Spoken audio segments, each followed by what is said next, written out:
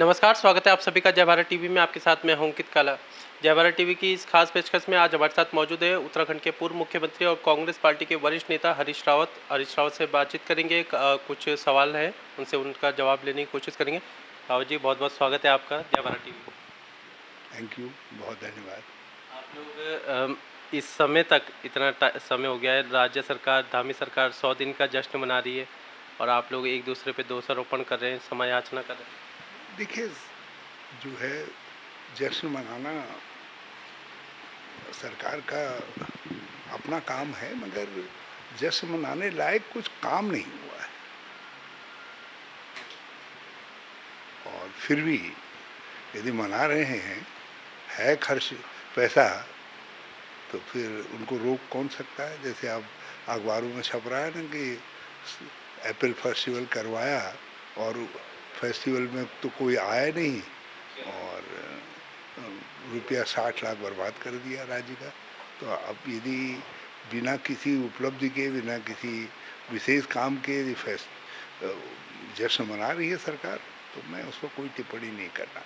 राहुल जी, इस चुनाव में जिस तरीके से हार मिली है और 17 में जो प्रकरण हुआ है, अभी तक आप पर दोष मढ़ा जा रहा है। आपने अभी सोशल मीडिया पर भी बड़ी लंबी चौड़ी पोस्ट लिखी।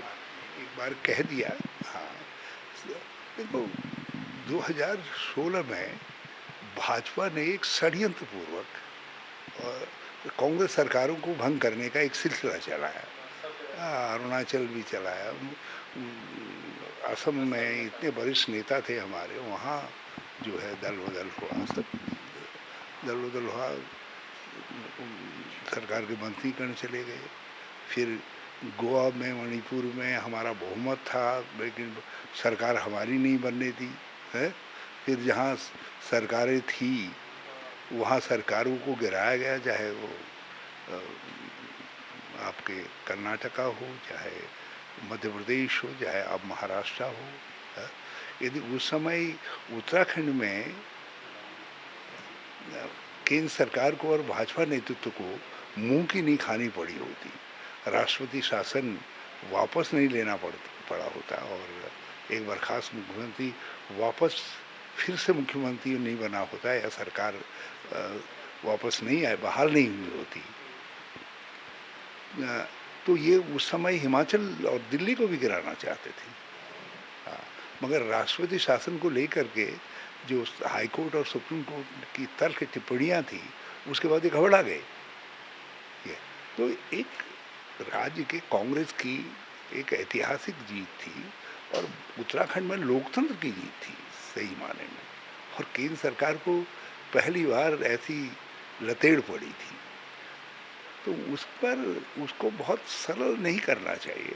मैं नहीं कहता हूँ हमसे कोई दोष नहीं हुआ होगा, कोई गलतियाँ नहीं हुई होंगी, लेकिन वो ऐसी घटना को जिसमें एक सुनियोजित तरीके से सारी सत्ता का, धन का, सब चीज़ों का उपयोग हुआ, उसमें कह देना है कि कोई लोग हरीश रावत से नाराज थे।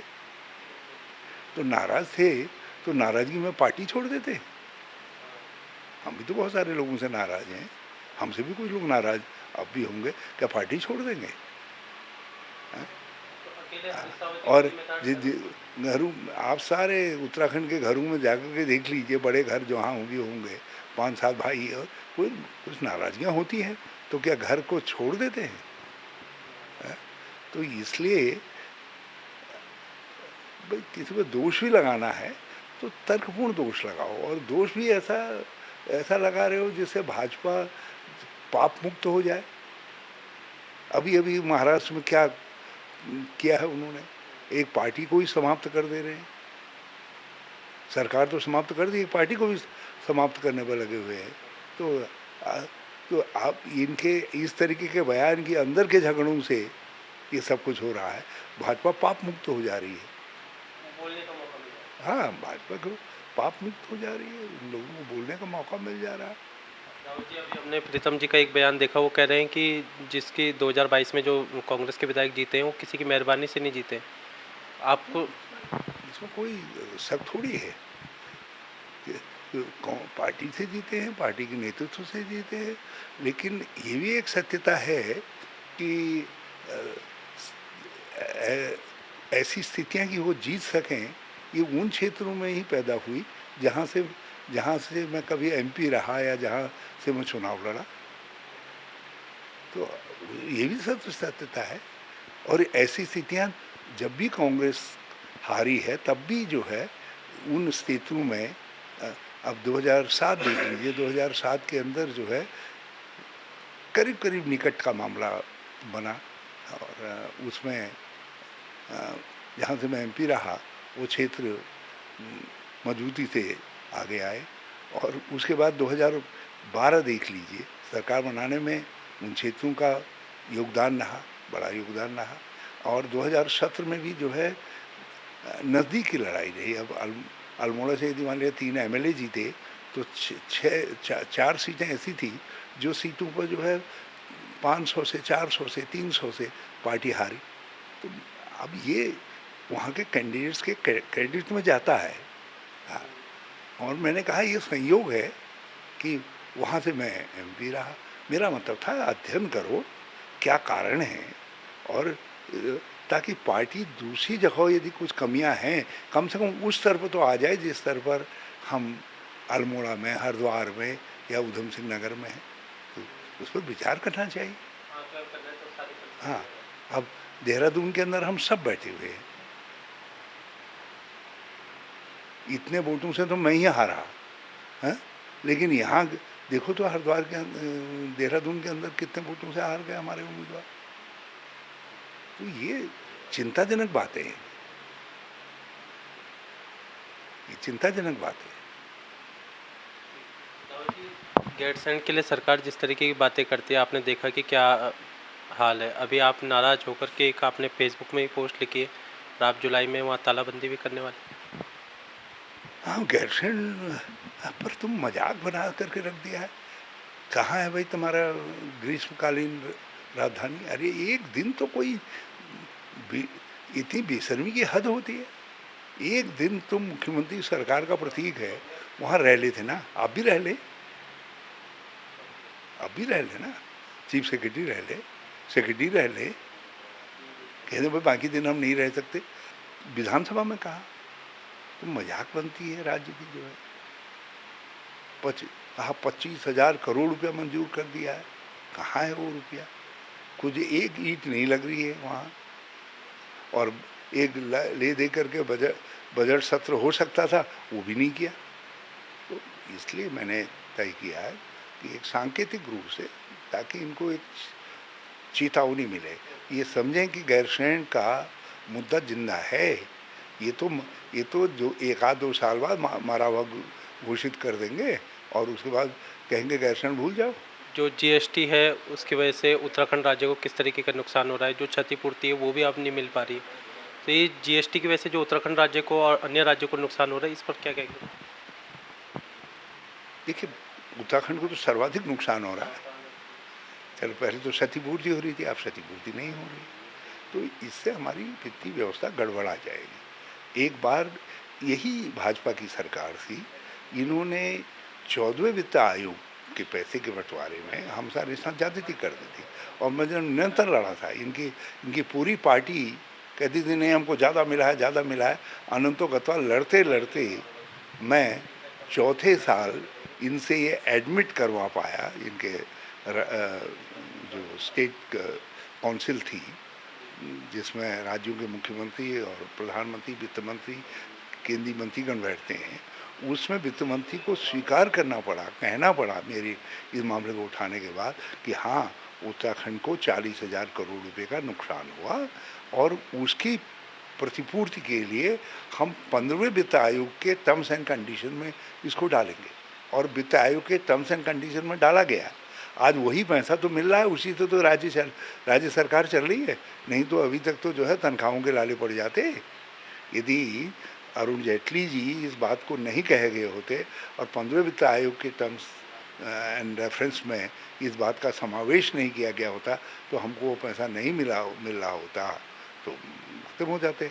अब वो जितना मिल रहा है उससे जो फायदा था वो सब न्यूट्रलाइज हो जाएगा जब हमको ये हमारा जीएसटी का पैसा खा जाएंगे। तो इसलिए भाई, और मैं मुख्यमंत्री की मैंने तारीफ की, मैंने कहा भाई अच्छी बात है, उस नौजवान व्यक्ति ने प्रधानमंत्री के सामने उठाया कि महाराज हमारे साथ, मेरे राज्य के साथ अन्याय क्यों कर रहे हो। अब वैसे ही जो है, अब उत्तर प्रदेश योगी जी के प्रभाव से सब डरते हैं। अब बेचारे हमारे मुख्यमंत्री भी शायद डरते हैं, इसीलिए जो है स्पष्ट अन्याय हुआ हमारे साथ परिसंपत्तियों के बंटवारे में। अब जो बाकी रहा वो टीएसडीसी का मामला है। अंत में जो है इस बात को समझा कि राज्य के प्रति मेरा दायित्व है, और मुख्यमंत्री ने इस बात को उठाया प्रधानमंत्री के सामने कि भाई वो 25% जिसको ले जा रहे टीएसडीसी के लाभांश में यूपी वाले, वो मुझको दो, हमारे राज्य को दो। अच्छी बात है, जब वो अच्छा कहीं अच्छा होता है तो हम उसकी तारीफ करते हैं, लेकिन मुश्किल ये हो रहा है कि इनके मंत्रीगण दूसरे लोग करने नहीं दे रहे हैं, कुछ होने नहीं दे रहे हैं। जी, आप देख रहे हैं कि देश में और उत्तराखंड राज्य में जिस तरीके से लगातार कर्ज बढ़ रहा है, श्रीलंका का हाल में हमने देखा, क्या आपको लगता है कि जो लगातार कर्ज बढ़ रहा है इस पर सरकार को अंकुश लगाया जाना चाहिए? देखिए, कर्ज बढ़े मगर हमारी अर्थव्यवस्था का आकार भी बढ़े, मैं उसको बुरा नहीं मानता। यदि उससे जो है हमारी इंफ्रास्ट्रक्चर बढ़ रहा है, हमारा आकार इकोनॉमी का बढ़ रहा है, उससे रोज़गार बढ़ेगा, हमारी क्षमताएं बढ़ेंगी राज्य की, तो कर्ज लीजिए मगर उसका पूरा सदुपयोग करिए। मगर ये तो कर्ज भी ले रहे हैं मगर उस कर्ज को खर्च भी नहीं कर पा रहे। आप देखिए इतने सालों के अंदर हमारे जाने के बाद आप राज्य का पूरा देखिए, जितना कर्ज लिया, बाह्य सहायता, केंद्रीय सहायता, कर्ज, ये उसके पूरे अंश को पूरा ही नहीं कर पा रहे, खर्च ही नहीं कर पा रहे। ये तो उत्तराखंड के लोगों की उदारता है कि इस तरफ कोई देख ही नहीं रहा है, इसको कोई कह ही नहीं रहा है। अच्छा, हरीश रावत कहते हैं तो भाजपा वाले कहते हैं कि हरीश रावत तो अपनी हार की खींच मिटा रहे हैं। आप क्या कह सकते हैं, लोग उनको सतप कहते कि वो तर्कपूर्ण बात कर रहा है, हमारे राज्य के हित में कह रहा है, उसको समझते तो स्थितियाँ दूसरी होती। आपसे है कि परिसीमन जो अगला होना है उसमें पहाड़ की जो सीटें हैं वो और भी ज़्यादा कम होने वाली, मैदानी सीटें बढ़ेगी। सब भाजपा कह रही कि हमने पहाड़ों का रिवर्स प्लान कर। मैं इस बिंदु पर कुछ नहीं कहूँगा, जिस एक ही बात कहूँगा, मेरे समय में जब हम कुछ करने की स्थिति में थे, ये स्थिति आई थी और हमने उस समय 9 सीटें जो पहाड़ों से कम हो रही थी, वो सीटें जो है कम नहीं होने दी थी, और उसके लिए एक फॉर्मूला निकाला था, और मैदान को भी जस्टिफाइड तरीके से जितना मिलना चाहता वो मिला है, ताकि इस राज्य का संतुलन बना रहे। जिस रूप में इस राज्य की कल्पना की गई है, राज्य चलता रहे। अब परीक्षा है आज की सरकार की, देखो तो क्या रास्ता निकालते हैं। और डबल इंजन का भी इम्तिहान है, और उत्तराखंड के लोगों के विवेक का भी इम्तिहान है। भाई, तुमने ही तो चुना है डबल इंजन, इतना प्रबल बहुमत देते हो, मोदी नाम सुन करके पगला जाते हो, तो देखते हैं मोदी जी क्या देते। हमारे तो डॉक्टर मनमोहन सिंह जी थे, उन्होंने हमारा पीड़ा को समझा, सुझाव को समझा और रास्ता निकाल दिया।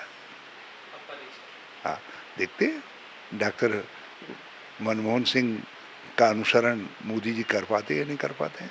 हमारे टीवी के लिए समय निकाला, आपका बहुत बहुत धन्यवाद। थैंक यू, जय भारत। ये थे उत्तराखंड के पूर्व मुख्यमंत्री और कांग्रेस पार्टी के वरिष्ठ नेता हरीश रावत, जो उन्होंने विभिन्न मुद्दों को लेकर के हमसे बातचीत की। बहरहाल, अगर आपको हमारा काम पसंद आ रहा है, ये वीडियो पसंद आए तो इस वीडियो को ज़्यादा से लोगों को शेयर कीजिएगा, चैनल को सब्सक्राइब कीजिएगा, साथ ही बेल आइकन को भी प्रेस कीजिएगा ताकि लेटेस्ट वीडियो की अपडेट आप तक पहुँचती रहे। अपने सहयोगी प्रतीक किटसाली के साथ मैं अंकित काला, जय भारत टीवी, देहरादून।